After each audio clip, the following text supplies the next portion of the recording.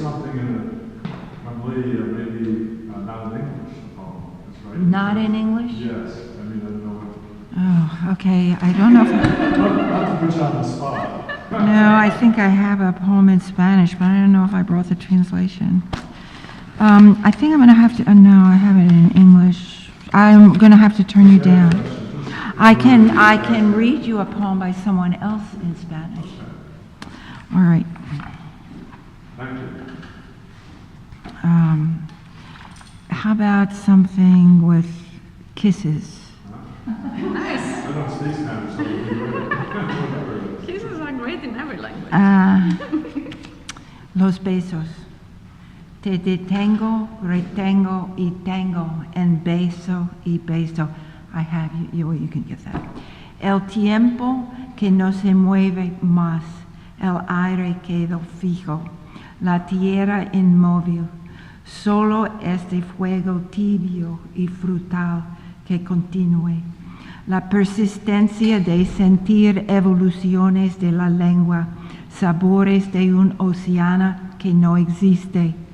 El beso no es tuyo o mío, sino nuestro, de nadie. La libertad tiene su casa en nuestros labios y la tiene el dulzor, la luz callada y el tiempo que se da como si el mundo fuera a terminarse ahora. It's a nice poem. Thank you. Thank you. I don't think my accent is all that red hot, but it's okay. I'm kind of lost. Oh, there it is. The liberty of that our house has is in our lips, and it has sweetness and the silent light. And time goes as if the world was going to stop now. I mean, it's very romantic.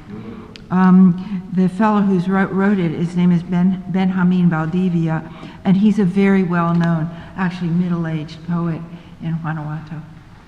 Nice. Other questions?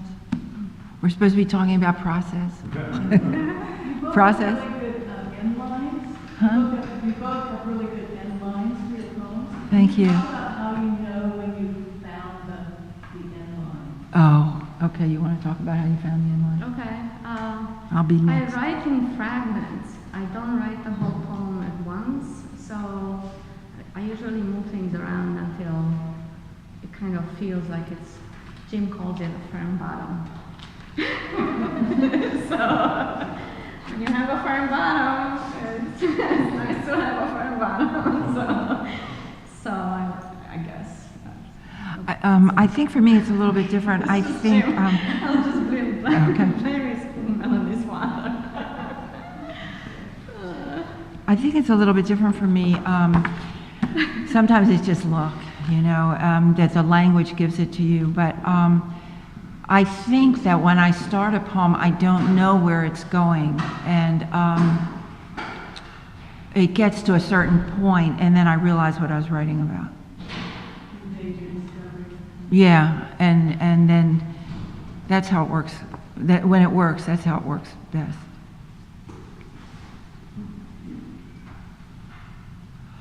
Okay. Yeah. Claudia, the ones that you have in both languages, generally which one comes first? Or does it matter? Oh, I write in English. I don't write in Romanian. I used to write in Romanian when I was 18, 19. But after I came to the United States, I had about 12 years hiatus in writing. And so when I started again, I thought I would never write in English, right, for the longest time. And then I was on maternity leave, and so I just started writing in English. And my first poems in English are very minimalistic, very timid and very short and very tiny.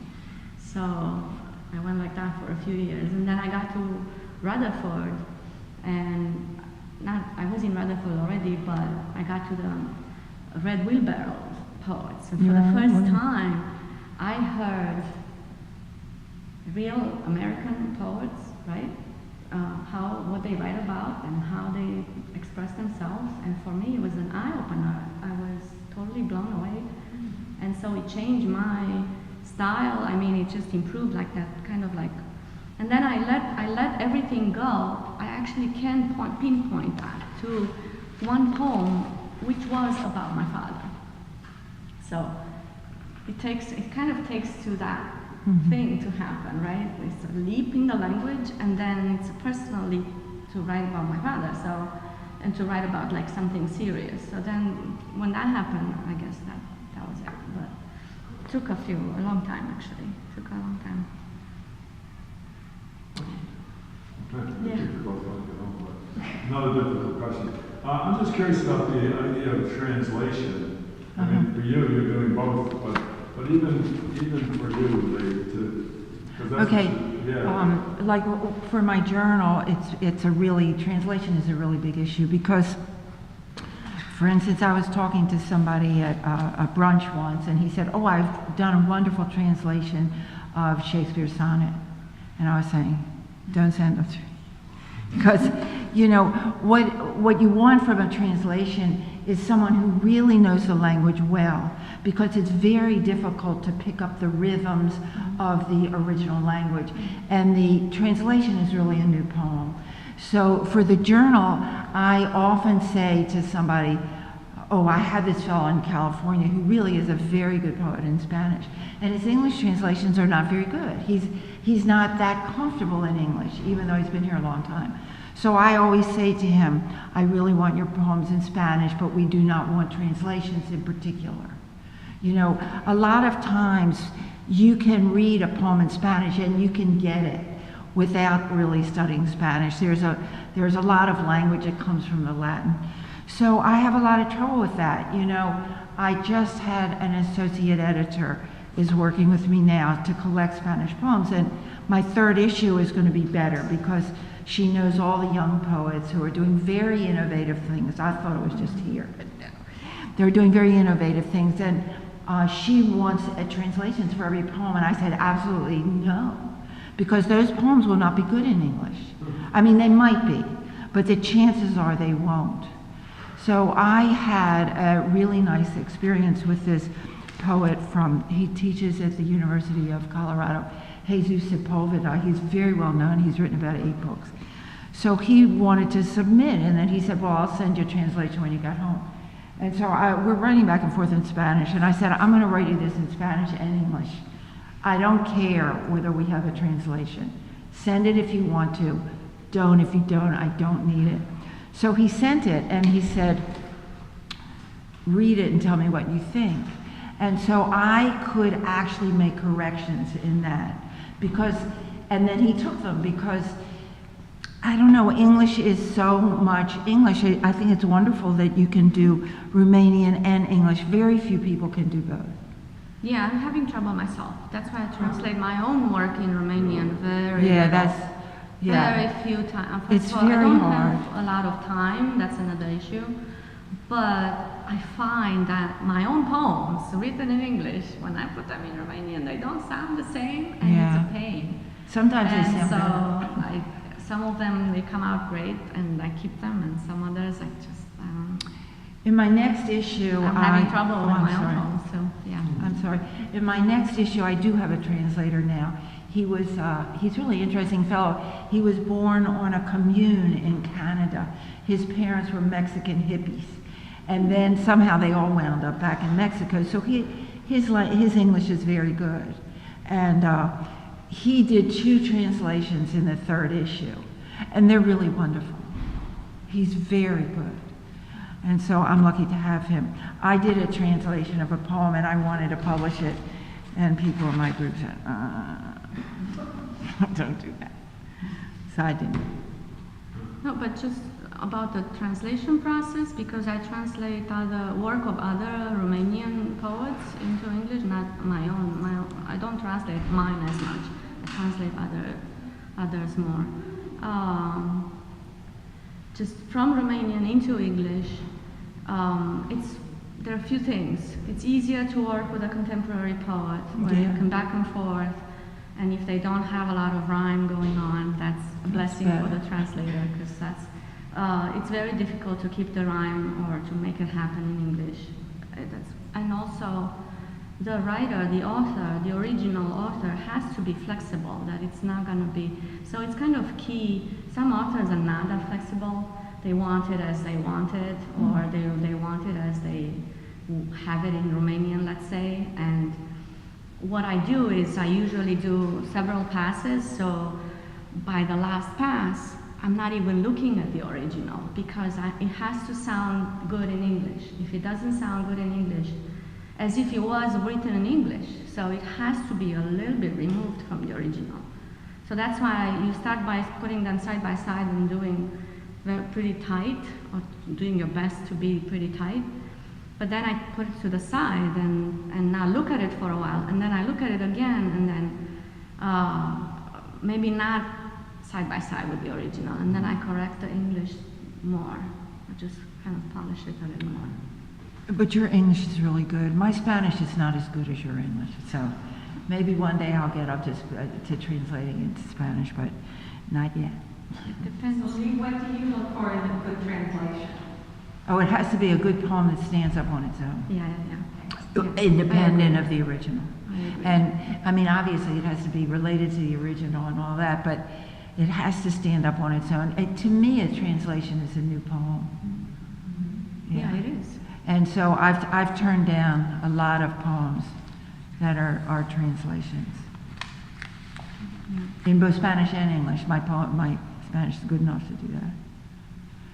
So it sounds discouraging. What? You know, probably like everybody's written a poem at some point in their lives, right? But like 90% of us have never done a translation or even tried. Like it's this pristine, perfect thing, and it's scary. And Charlotte Mandel said to me at one point, she's like, it is not about knowing another language perfectly. She's like, if you want to translate poetry, the most important thing is that you're a poet. And Oh, maybe that's yeah. right. And I was kind of like, Charlotte, you're so famous. Like, that's like ridiculous permission giving. But it's like, I think it's great for everybody to try to do it. And even to try and fail. Right. Like, because it's so interesting. It opens your eyes about the language. Yes. Well, there is a writing exercise in which you take a poem in a language that you don't know, and then you translate it. And you do it based on sound and whatever you want to write. And people get really good poems like that. Anne translated a poem. It was really good, and I was interested in publishing it, but she didn't send it to me. It was really good. She has a one. Yeah, it was goofy, but that's okay. Goofy's good. Goofy, weird, all that's good. But, you know, it's like, I feel like translation is this pristine thing that we're just not supposed, like, only the pros are supposed to do that. And I think it's really beneficial for, like, all of us. Yeah, I agree. Oh, I think that's everyone true. should Just try. don't submit all that stuff to me.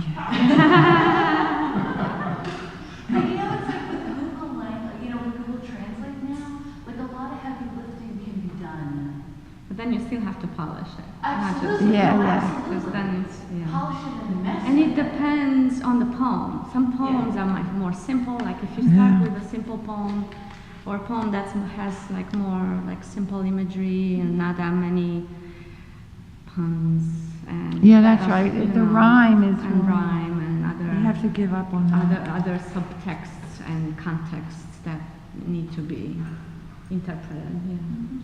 I found that when studying French in particular, in my experience, that the language is not created in a vacuum, so that's attached to a culture, and there's kind of a psyche that goes along with that. Yeah. So it is kind of perplexing to me that I think if you translate something, it's almost like a different poem, and it must take on. It is. It is, It that's is. right. That's why my That's own right. poems, I feel like I should rewrite them. They're my own, right? So I can like can do whatever you want. Yeah, I can do whatever I want. But then when you have another author, I don't know, it's like a little bit of negotiation going on. Okay, any other? Okay. We're done. Yeah.